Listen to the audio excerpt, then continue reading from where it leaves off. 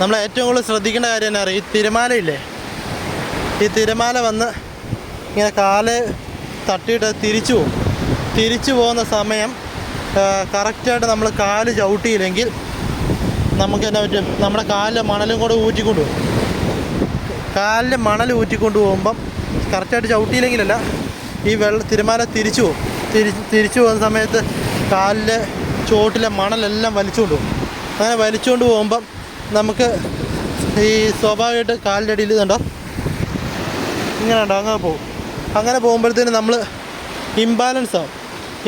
ഇംബാലൻസായി നമ്മൾ വീണ് കഴിയുമ്പോഴാണ് ഏറ്റവും ഉദാഹരണം കാണിച്ചിട്ട് മണൽ പോയപ്പോൾ കണ്ടോ കാല് പോകുന്നുണ്ടോ.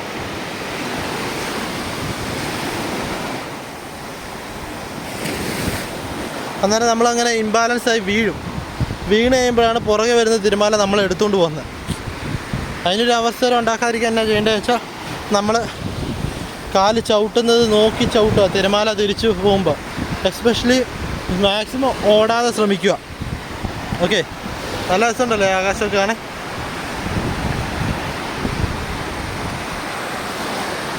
ആക്ച്വലി നമ്മളിപ്പോൾ നിൽക്കുന്നത് മാൽദീവ്സിൻ്റെ ഐലൻഡുകളിലെ ഏറ്റവും നോർത്ത് ഭാഗത്തുള്ള ഐലൻഡുകളിൽ ഒന്നാണ്. ഓക്കെ, ആ ഐലൻഡുകളിൽ ഒരു സ്ഥലത്താണ് നമ്മൾ നിൽക്കുന്നത്. ഞാനിപ്പോൾ നിൽക്കുന്ന ഐലൻഡിൻ്റെ പേര് മാ കൂട്ടിയിട്ട് എന്തോ കണ്ടായിരുന്നു, ഞാൻ മറന്നുപോയി. ആക്ച്വലി അത് ഞാൻ മറന്നുപോയി. അയ്യോ എനിക്ക് പക്ഷേ പേടിയുണ്ട് കേട്ടോ, ഈ തിരമാല ഇങ്ങനെ കയറി വരുന്നുണ്ട്.